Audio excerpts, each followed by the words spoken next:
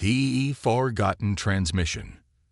The U.S. horizon drifted silently through the cosmic void, its experimental quantum drive cooling after a jump that had gone terribly wrong.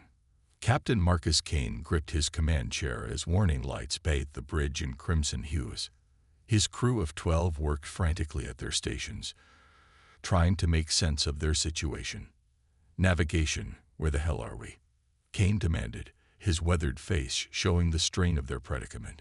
Lieutenant Sarah Chen looked up from her console, her usual confidence replaced with uncertainty.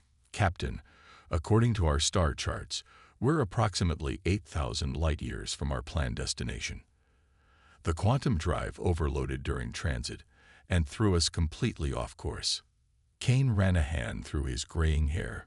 The Horizon was humanity's first deep space exploration vessel, equipped with experimental quantum technology. They were supposed to be testing short jumps near the Sol system, not catapulting themselves across the galaxy. "Engineering, give me a status report," Kane ordered. Chief Engineer Rodriguez's voice crackled through the comm system. "Quantum drive is fried, Captain. We're looking at minimum 3 weeks for repairs, and that's if we can fabricate the parts we need. Conventional engines are operational, but at this distance, we're looking at several thousand years to get home." The bridge fell silent as the reality of their situation sank in. They were alone, farther from Earth than any human had ever been, with no way home. "Captain," Communications Officer James Park interrupted the silence, "I'm picking up artificial signals. Multiple sources, organized patterns. We're not alone out here." Kane straightened in his chair, put it on speakers. The bridge filled with an alien symphony of electronic pulses, clearly artificial, but unlike anything in human experience. Park worked his console, trying to isolate individual signals. "Sir, I'm detecting what appears to be ship-to-ship communications. There's a lot of traffic in this region. We've jumped into someone's backyard." "Any indication they've detected us?" Kane asked. Before Park could answer, proximity alarms screamed to life. "Multiple contacts incoming," Chen shouted.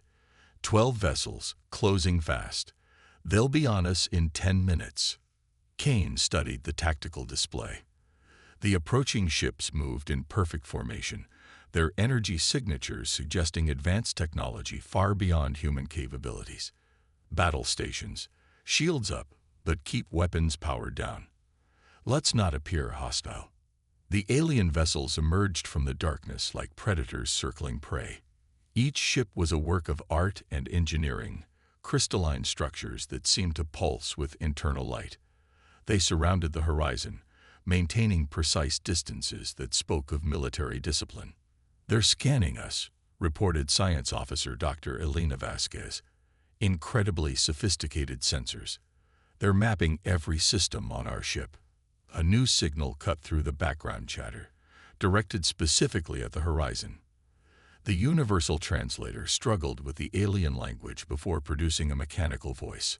"Unknown vessel, you have violated hegemony space. Surrender immediately for processing." Kane stood, adjusting his uniform. "Open a channel. This is Captain Marcus Kane of the Earth ship Horizon.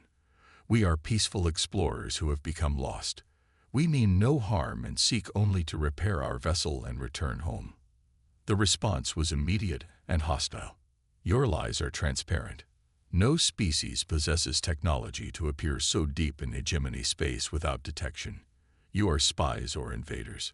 Prepare to be boarded." Kane's mind raced. First contact was going sideways fast. "Park, can you access their data networks? We need information." Park's fingers flew across his console. "Their security is tight. But wait, I'm picking up something else. There's another signal, much older, hidden beneath their communications. Captain, it's using quantum encryption similar to our own drive signatures." "What?" Kane moved to Park's station. "That's impossible." "I know, sir, but the math is unmistakable. Someone out here has been using quantum technology, and based on the signal degradation, they've been using it for centuries." The hegemony commander's voice returned, more aggressive now. You will lower your shields and prepare for boarding, or we will take you by force. Kane made a decision that would change the galaxy forever. Helm, plot a course for that quantum signal source. Maximum burn on my mark. He turned to his crew. I don't know what we'll find, but it's better than becoming lab rats for these guys. All hands, brace for evasive maneuvers. The Horizon's engines roared to life, the human ship suddenly accelerating with a fury that caught the Hegemony patrol off guard. Designed for exploration rather than combat, the Horizon nevertheless possessed one advantage. Human engineers had built her tough. Energy weapons lashed out from the Hegemony ships, brilliant beams of focused particles that would have vaporized most vessels. But the Horizon's experimental shields, designed to protect against quantum radiation during jumps, held firm against the assault. Return fire, warning shots only. Kane ordered. Target their engines, not their hulls. The Horizon's railguns spoke with thunderous authority, magnetically accelerated projectiles that punched through the lead Hegemony vessel's engine assembly with surgical precision. The crystalline ship spun away, crippled but intact. They're falling back, Chen reported with surprise. One shot, and they're regrouping. Kane watched the tactical display with growing concern. The Hegemony ships had indeed pulled back, but they were reforming into a new pattern. They're not retreating. They're calling for reinforcements. How long to that signal source? 3 hours at current speed, Chen replied. Captain, Dr. Vasquez called out, her voice tight with excitement. You need to see this. The quantum signal. It's not just a beacon. It's a message, and it's addressed to humanity. Kane stared at her in disbelief. That's impossible. We've only had quantum technology for 5 years. I know, sir, but the message is in English. Old English, about 300 years out of date, but definitely human. It says, to those who follow, the path is prepared. The Hegemony's time is ending. Humanity's role has begun. The bridge fell silent except for the hum of systems and the distant pulse of the engines. Kane looked at his crew, seeing his own confusion and wonder reflected in their faces. Helm, maintain course to that signal. Whatever's waiting for us there, it's connected to Earth somehow. And right now, it's our only hope. The U.S. Horizon raced through hostile space, 12 humans in a ship not meant for war, chasing a mystery that defied explanation. Behind them, the Hegemony fleet grew with each passing hour, convinced they had stumbled upon the vanguard of an invasion. They had no idea they were racing toward a secret that would shatter their empire and reshape the galaxy itself. The assembly convenes. Deep in Hegemony space, the Grand Assembly convened an emergency session. Representatives from 47 member species filled the vast spherical chamber, their forms as diverse as the worlds they called home. At the center, Supreme Coordinator Zechtel stood on the speaker's platform, his 4 arms gesturing for silence. Fellow members of the Hegemony, Zechtel's translated voice resonated through the chamber. We face an unprecedented threat. An unknown vessel of impossible capability has appeared in our core systems. It claims to be lost, yet its technology suggests otherwise. Holographic displays materialized throughout the chamber, showing the Horizon's encounter with the patrol fleet. Gasps and agitated murmurs filled the air as the assembled beings watched a single small ship disable a Hegemony cruiser with one precise shot. War Master Thrain, a massive reptilian creature covered in battle scars, rose from his position. One ship does not concern me. What concerns me is how it arrived. Our detection grid spans 10,000 light-years. Nothing enters Hegemony space without our knowledge. Yet this vessel appeared as if from nowhere. Perhaps, suggested Counselor Lythe, her crystalline form chiming with each word, they possess stealth technology beyond our understanding. No stealth technology can fool quantum sensors, Thrain growled. I believe they have something far more dangerous, instantaneous travel capability. Think what an enemy could do with such power. Strike anywhere, anytime, without warning. The assembly erupted in fearful debate. For 300 years, the hegemony had ruled this sector of the galaxy through technological superiority and iron discipline. The thought of a species with capabilities beyond their own was terrifying. Zechtel raised his arms for silence. The vessel is heading toward the Forbidden Zone, toward the ancient signal we have monitored but never investigated. This cannot be coincidence. The Forbidden Zone has been quarantined for good reason, another delegate interjected. The energy readings from that sector defy our understanding of physics, which is precisely why this intruder must be stopped, Frayne declared. I am mobilizing the entire Fourth Fleet, whatever secrets lie in the Forbidden Zone. They must not fall into enemy hands. The hidden truth. 3 hours later, the U.S. Horizon approached its destination, where the crew expected to find ancient ruins or perhaps a long-dead civilization. They found something else entirely. A massive structure hidden within a dense nebula, its surface covered in familiar symbols and markings. My God, whispered Dr. Vasquez. It's a generation ship, an Earth generation ship. The vessel was enormous, easily 50 times the size of the Horizon. Its design was archaic by modern standards, but unmistakably human. Along its hull, faded letters spelled out a name. UES Pioneer. The Pioneer was one of the first-generation ships, Park said, calling up historical records. Launched in 2089, declared lost with all hands in 2142. How is it here? More importantly, Kane added, how is it transmitting with quantum technology that wasn't invented until 3 centuries after it launched? Captain, Chen interrupted. I'm reading massive energy signatures throughout the ship. It's not derelict, it's very much alive. And we're being scanned. The view screen flickered, and suddenly they were looking at a human face, weathered, aged, but undeniably human. The man smiled warmly. Welcome, descendants. I am Admiral Jonathan Hayes, commander of what remains of the Pioneer expedition. We've been waiting for you, though I admit, you're about 50 years earlier than we expected. Kane stood slowly, his mind reeling. Admiral Hayes. That's impossible. You'd be over 300 years old. Hayes chuckled. Time moves strangely when you're playing with quantum fields, Captain. But we don't have time for a physics lesson. The hegemony is mobilizing against you, and there's much you need to know. Permission to come aboard. Granted, Kane replied automatically, still processing the impossibility of the situation. Minutes later, Kane, Vasquez, and Security Chief Rivera materialized in the Pioneer's surprisingly advanced transporter room.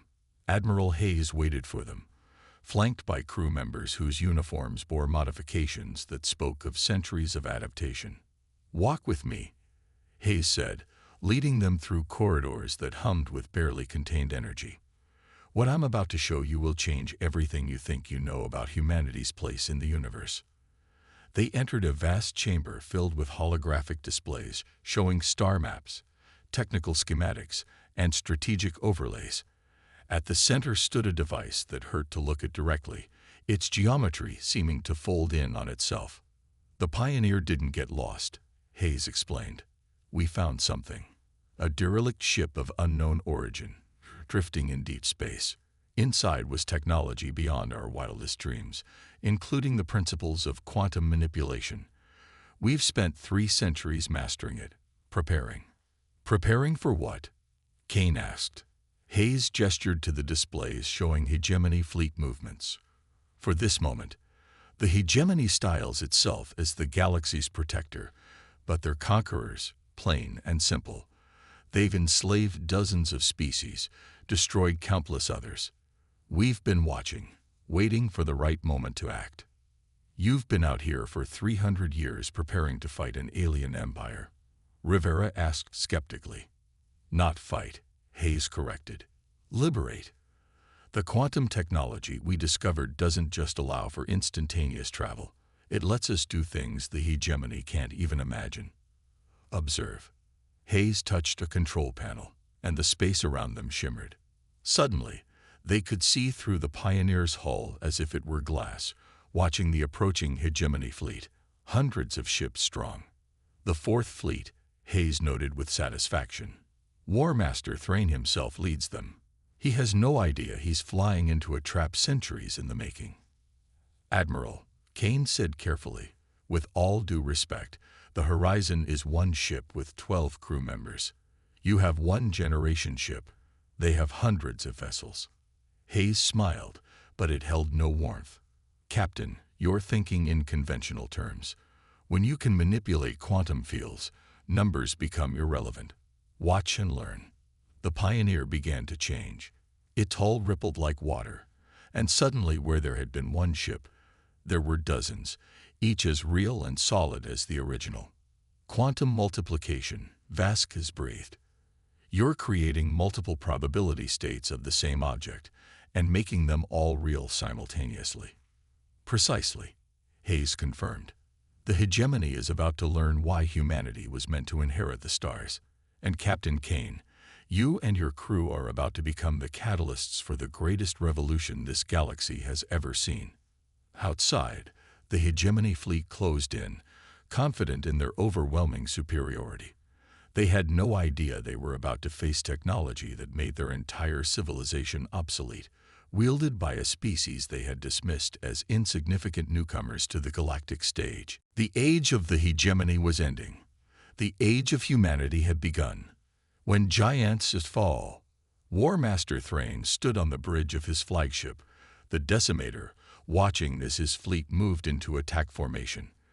The massive reptilian warrior had led countless campaigns for the hegemony, crushed dozens of rebellious worlds, and never once tasted defeat. Today would be no different. Status report, he growled to his tactical officer. Fourth Fleet in position, War Master. 312 vessels ready for combat. The unknown ship and the derelict are 17 kilometers ahead, holding position. Thrain studied the tactical display with predatory satisfaction. And the Council's observers. Witness ships are standing by at safe distance, as requested. The entire hegemony will see us crush these intruders. Excellent. Thrain's scales rippled with anticipation. Open a channel to the alien vessel. The main view screen flickered to life, showing Captain Kane on the Horizon's bridge. To Thrain's surprise, the human showed no fear, only a calm determination that made the War Master's instincts prickle with unease. Unknown vessel, Thrain announced. I am War Master Thrain of the Hegemony Fourth Fleet. You have violated our space, threatened our security, and fled from lawful detention. Surrender now, and you may yet survive to see your homeworld again. Kane's response was measured. War Master, we've made a discovery here that changes everything. The hegemony's understanding of the universe is about to expand dramatically. I suggest we discuss this peacefully. Thrain's laugh was a harsh bark. You have one ship, human. I have 300. What could you possibly have discovered that would concern me? The truth about your empire's limitations, said a new voice as Admiral Hayes appeared on the screen beside Kane. And the reason why humanity was always destined to free this galaxy from your tyranny. Thrain's eyes narrowed. Another human. From the derelict? Impossible. Who are you? Admiral Jonathan Hayes, commander of the UES Pioneer. War Master, for 3 centuries we've prepared for this moment. The quantum technology your empire covets. We've mastered it. The species you've enslaved. We've contacted them. The future you've tried to control. It belongs to them, not you. Seize them. Thrain ordered his fleet. All ships advance. Disable both vessels and prepare boarding parties. The quantum storm. What happened next would be analyzed by military historians for generations. As the hegemony fleet advanced, space itself seemed to rebel against them. The single human generation ship shimmered, and suddenly there were 10 identical vessels. Then 50, then 200. What deception is this? Thrain roared. Holograms won't save you. But these were no holograms. Each duplicate Pioneer was as real as the original, each one powered by quantum reactors that bent reality to humanity's will. The hegemony sensors screamed contradictory data as their targeting computers tried to lock onto ships that existed in multiple quantum states simultaneously. The first hegemony vessel to open fire learned the true horror of quantum warfare. Their plasma cannon struck what appeared to be a solid target, only to have the energy pass harmlessly through as the quorum ship phase shifted into a different probability state. A moment later, that same Pioneer duplicate materialized inside the hegemony ship shields and delivered a point-blank barrage that tore through its hull like tissue paper. Impossible. Thrain watched in disbelief as his fleet's coordinated assault dissolved into chaos. The human ships were everywhere and nowhere, existing in multiple positions simultaneously, their weapons striking from angles that defied three-dimensional geometry. On the Horizon's bridge, Captain Kane watched the battle with a mixture of awe and horror. "Admiral Hayes, your ships. How many crew do you have to man all these duplicates?" Hayes' voice came through the calm despite the surrounding chaos. "That's the beauty of quantum multiplication, Captain. Each duplicate shares the same crew, the same consciousness, existing in multiple states simultaneously. We are one and many, everywhere and nowhere." Dr. Vasquez stared at her readings in fascination. "They're manipulating the quantum foam itself, creating stable wormholes at the microscopic level. It's like they're rewriting the laws of physics in real time." "Mr. Park," Kane ordered, "send a wideband transmission. All hegemony ships and any other species listening. It's time they knew the truth. The message of liberation." Park's fingers danced over his console, and Kane's voice rang out across the battle zone and beyond, carrying to every corner of hegemony space. "Attention all beings of this galaxy. I am Captain Marcus Kane of Earthship Horizon.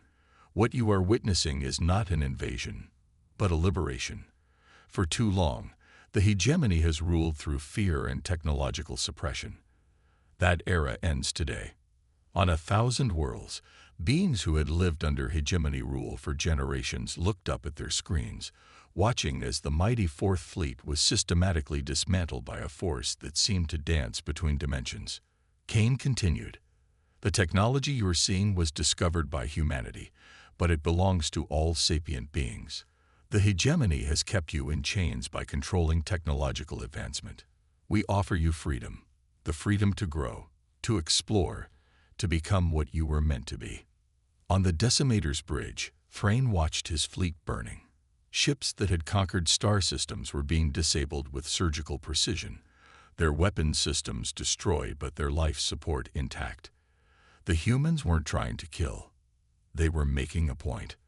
"War Master," his tactical officer reported with barely controlled panic, "we've lost 40% of our combat capability.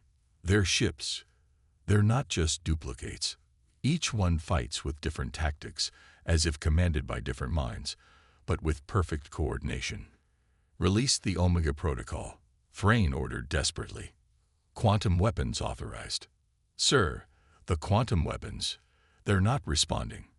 It's as if something is interfering with their—" The tactical officer never finished his sentence. The space around the Decimator rippled, and suddenly Admiral Hayes stood on their bridge, solid and real despite being impossible. "Quantum weapons," Hayes said calmly, as hegemony security forces raised their weapons only to find them non-functional. "Crude implementations of principles you barely understand. Did you really think we hadn't prepared for those?" Thrain lunged at the human with all his considerable strength, only to pass through empty air as Hayes' phase shifted. A moment later, the Admiral was behind him. "The age of empire is over, War Master. The age of cooperation begins. You can be part of it, or you can be relegated to history. Your choice." The gathering storm. Across the galaxy, on the hegemony capital world of Zentari Prime, the Supreme Council watched the battle feed in stunned silence. The Fourth Fleet, their most powerful military force, was being taken apart like a child's toy. Supreme Coordinator Zechtel turned to his advisors. "How is this possible? Our intelligence networks spanned the galaxy.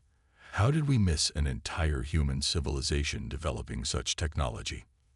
The intelligence director's feathers ruffled in agitation.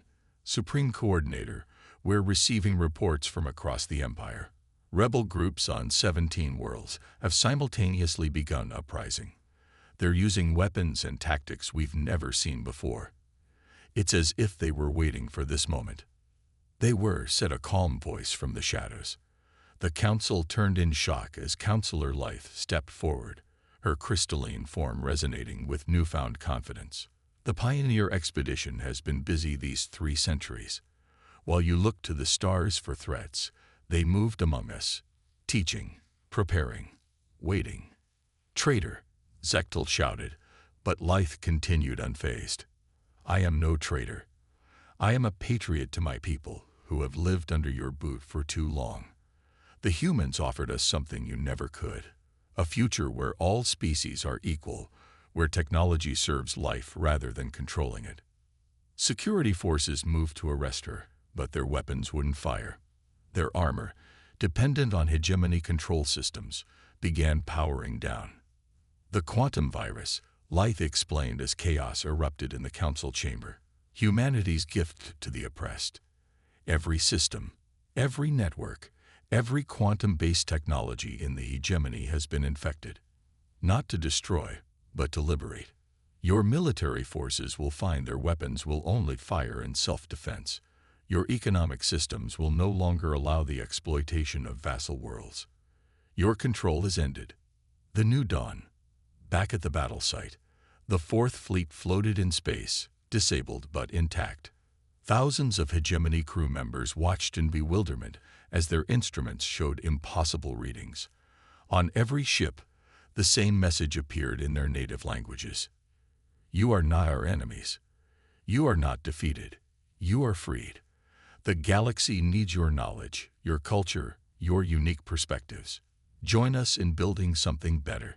Captain Kane stood with Admiral Hayes on the Pioneer's observation deck, watching as hegemony ships began signaling their surrender. Not in defeat, but in understanding. How long have you been planning this? Kane asked. Hayes smiled, looking older than his years, but somehow at peace. Since the day we found the derelict ship and realized what it meant. Humanity wasn't the first to discover quantum technology. We were chosen to receive it, to use it not for conquest, but for liberation. Chosen by whom? That's the next mystery to solve, Captain. The universe is vast, and we've only begun to explore it. But now we do so as equals, all species together. Dr. Vasquez joined them, her tablet displaying cascading data. Admiral, the quantum virus has reached every corner of the hegemony.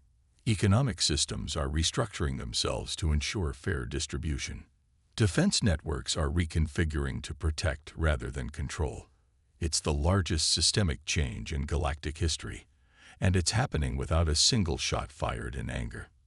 That was always the plan, Hayes confirmed. Violence begets violence, but show beings a better way, give them the tools to achieve it, and they'll choose freedom every time. Rivera stepped forward. Sir, we're receiving thousands of communications. Ships, planets, entire systems pledging to join this new alliance.